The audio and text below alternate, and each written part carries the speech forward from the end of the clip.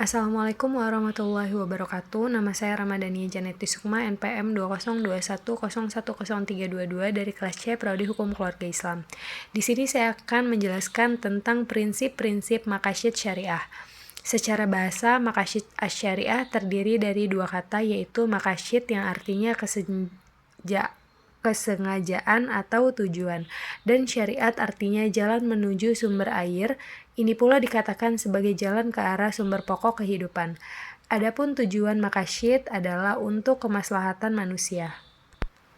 Kemaslahatan dapat terrealisasikan dengan baik jika 5 pokok dapat diwujudkan dan dipelihara, yaitu agama, jiwa, keturunan, akal, dan harta. Tujuan syar'i dalam mensyariatkan ketentuan-ketentuan hukum kepada orang-orang mukallaf adalah dalam upaya mewujudkan kebaikan-kebaikan bagi kehidupan mereka, baik melalui ketentuan-ketentuan yang daruri, hiji, dan tasyini.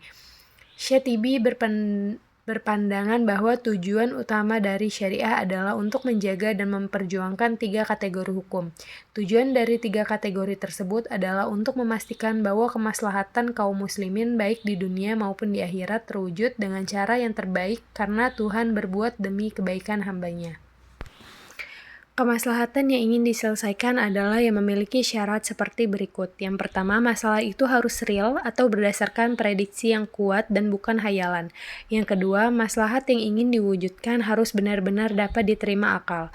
Yang ketiga, harus sesuai dengan tujuan syariat secara umum dan tidak bertentangan dengan prinsip umat syariat.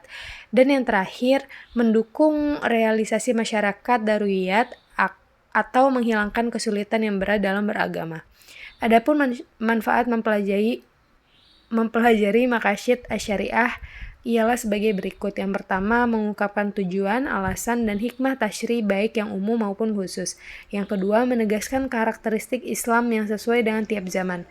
Yang ketiga, membantu ulama berijtihad dalam bingkai tujuan syariat Islam. Dan yang keempat, mempersempit perselisihan dan tashub di antara pengikut mazhab fikih. Pelengkap maqasid asy-syariah. Yang pertama, pelengkap maqasid ad-daruriyat.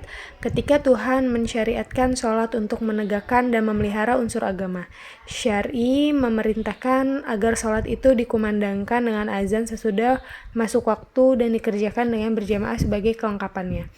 Yang kedua, pelengkap maqasid hajiyat. Tatkala syara memberikan kemurahan kepada orang yang sedang dalam bepergian untuk mengqasyar sholat, lalu disempurnakan kemurahan itu dengan diperbolehkan menjamaknya. Yang ketiga, pelengkap maqasid tahsiniyat. Syar'i mewajibkan bersuci untuk menegakkan urusan tahsini. Kemudian, kewajiban bersuci itu disempurnakan dengan aturan-aturan sunnah bagi bersuci.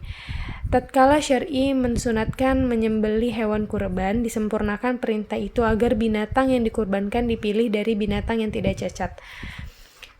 Perantara-perantara maqasid asy-syariah. Sebagaimana dijelaskan dengan berulang kali bahwa tujuan hukum perundang-undangan ialah untuk mewujudkan kemaslahatan dan menolak kemudaratan bagi manusia. Maksud tersebut dapat terwujud karena perintah dan kewajiban syariat dilaksanakan dengan sebaik-baiknya dan dijauhi segala larangannya.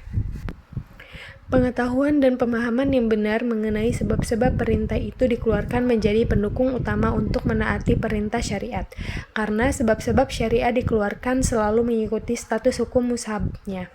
Artinya, jika status hukum musababnya adalah wajib, maka wajib pula hukum sebab yang terjadi perantaranya.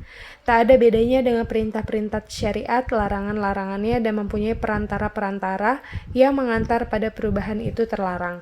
Tidak logis apabila suatu perbuatan itu dilarang, sedang perantaranya diperbolehkan. Oleh karena itu, perantara dari suatu larangan yang kuat seharusnya mengikuti status hukum yang diperantai, yakni terlarang juga.